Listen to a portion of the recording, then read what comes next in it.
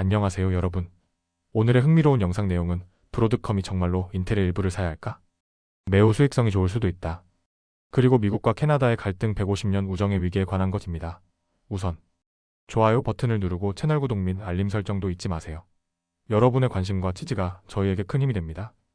첫 영상은 월스트리트 저널의 최신 기사 내용을 바탕으로 브로드컴과 인텔 간의 인수 가능성을 분석해 보겠습니다. 브로드컴이 인텔의 일부 사업을 인수하면 정말 수익성이 높아질까요? 지금부터 쉽게 풀어드리겠습니다. 첫째, 브로드컴, 인텔을 인수할 가능성은? 최근 월가에서는 인텔의 일부 사업이 분할될 수 있다는 추측이 나오고 있습니다. 파이퍼 샌들러의 애널리스트 하르시 쿠마르는 브로드컴이 인텔의 핵심 X86 칩 사업을 인수하면 큰 수익을 낼 것이라고 분석했습니다.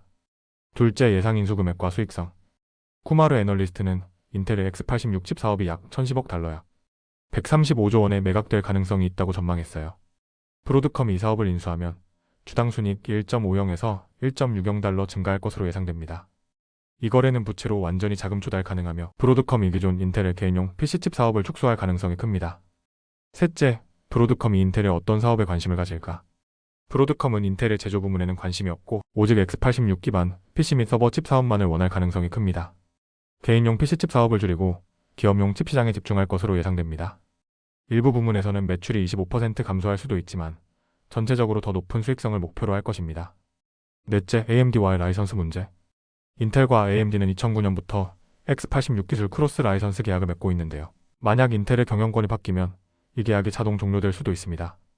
브로드컴이 인수를 추진하려면 AMD와 새로운 협상을 해야 하는 리스크가 존재합니다. 다섯째, AI 칩 사업은 어떻게 될까? 브로드컴은 인텔의 AI 칩 사업에도 관심이 없을 가능성이 큽니다. 인텔은 AI 칩 취해 UDI를 개발 중이지만 브로드컴은 이를 완전히 폐쇄할 가능성이 높다고 하네요. 이미 인텔은 차세대 AI 칩 팰컨 쇼즈 프로젝트를 취소한 상태입니다. 여섯째, 미국 정부의 개입 가능성. 최근 인텔 주가는 급등했는데요. 미국 부통령 J.D. 벤스가 반도체 산업 지원을 강조하며 인텔이 정책적으로 중요한 기업이 되었기 때문입니다.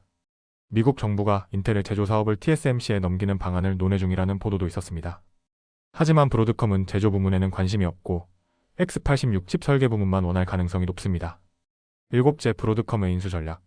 브로드컴은 지난 10년간 공격적인 인수 전략을 펼쳐왔습니다. 과거 VM웨어, CA 테크놀로지즈, 시멘텍 같은 기업을 인수하며 사업을 확장했습니다. 이번 인텔 X86 사업 인수도 이전과 비슷한 전략으로 진행될 가능성이 큽니다. 여덟째, 결론 브로드컴이 인텔을 인수하면 성공할까? 현재까지의 분석을 보면 브로드컴이 인텔의 일부 사업을 인수하면 높은 수익성을 기대할 수 있음. 하지만 AMD와의 라이선스 문제, 미국 정부 개입, AI 칩 사업 정리 등의 변수가 있음. 따라서 브로드컴이 실제로 인수를 추진할지는 앞으로도 지켜봐야 할 중요한 이슈입니다. 다음 영상은 미국과 캐나다 사이에서 벌어지고 있는 예상치 못한 외교적 충돌을 다뤄보겠습니다. 월스트리트 저널에 따르면 도널드 트럼프 전 대통령이 캐나다를 미국의 51번째 주로 만들겠다고 주장하면서 두 나라 사이의 긴장이 고조되고 있다고 합니다. 한때 가장 긴밀한 파트너였던 미국과 캐나다가 이제는 관세 전쟁과 감정 싸움으로 갈라지고 있는 상황인데요. 그 배경과 주요 쟁점을 쉽게 설명해 드리겠습니다. 첫째, 트럼프의 발언 캐나다를 51번째 주로? 트럼프 전 대통령은 재임 당시에도 캐나다 총리 저스틴 트리도와 갈등을 빚어왔습니다. 최근 그는 캐나다와 미국의 인위적인 국경선을 없애겠다고 주장하며 경제적 압박을 통해 캐나다가 미국에 가입하도록 만들겠다고 위협했습니다. 트리도를 캐나다 주지사라고 부르기 시작하며 미국과의 무역 관계를 크게 흔들고 있는 상황입니다. 둘째, 캐나다의 강한 반발과 보복 조치. 트리도 총리는 즉각적인 대응에 나섰습니다. 비상경제 정상회담을 소집하여 미국 의존도를 낮추는 전략을 논의했고 유럽을 방문해 다른 동맹국들의 지지를 요청했습니다. 또한 보복 관세 가능성을 경고하며 미국 기업들을 압박하고 있습니다. 캐나다 국민들의 감정도 격앙된 상태입니다. 최근 열린 미국과 캐나다의 하키 경기에서 캐나다 팬들이 미국 국가를 야유했고 경기가 시작되자마자 빙판 위에서 격렬한 몸싸움이 벌어졌습니다. 트리도 총리는 경기 후 우리의 나라도 우리의 게임도 빼앗을 수 없다라는 메시지를 남기며 강한 의지를 표명했습니다. 셋째, 무역과 경제관계에 미칠 영향. 미국과 캐나다는 세계에서 가장 긴 무방비 국경을 공유하며 서로 최대 무역 파트너이자 같은 안보 동맹국입니다. 자동차 공장은 부품과 노동력을 공유하고 캐나다인들은 미국에서 휴가를 보내거나 부동산을 소유하는 등 경제적으로 깊숙이 연결된 관계를 유지해왔습니다. 하지만 이번 갈등으로 인해 온타리오, 퀘벡, 브리티시 컬럼비아 주류 매장에서 미국 산수를 보이콧하는 사태가 발생했고 미국과 캐나다 사이의 국경 무역이 점점 줄어들고 있음이 보고되고 있습니다. 캐나다에서 미국으로의 여행 예약도 25% 급감했습니다. 넷째, 트럼프의 주요 불만사항. 트럼프 전 대통령은 캐나다에 대해 여러 가지 불만을 제기했습니다. 무역 적자 문제, 미국이 캐나다와의 무역에서 손해를 보고 있다고 주장하며 캐나다산 자동차의 고율의 관세를 부과하겠다고 위협. 방위비 지출 문제, 캐나다가 나토 방위비 지출 목표국 내 총생산 대비 2%를 충족하지 못하고 있다는 점을 지적. 국경 문제, 캐나다를 통해 미국으로 들어오는 펜타닐과 불법 이민자 문제를 해결하지 못하고 있다고 비난.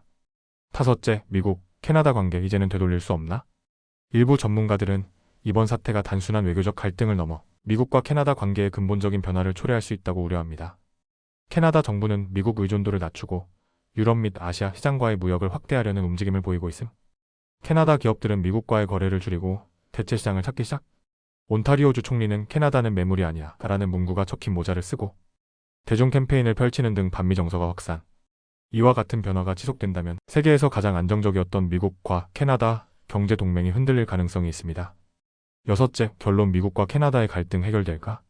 미국과 캐나다는 과거에도 여러 차례 무역 및 정치적 갈등을 겪었지만 결국에는 긴밀한 협력을 유지하며 문제를 해결해왔습니다. 하지만 이번 사태는 단순한 경제적 이슈를 넘어 감정적인 대립으로까지 확산되면서 과거와는 다른 양상을 보이고 있습니다. 트럼프가 향후 어떤 조치를 취할지, 그리고 캐나다가 어떻게 대응할지에 따라 두 나라의 관계가 완전히 새로운 국면을 맞이할 수도 있습니다. 오늘은 여기까지입니다. 다음 영상에서 더 유익하고 흥미로운 내용으로 찾아뵙겠습니다. 이 영상은 투자 의견이 아닙니다. 매우 감사합니다.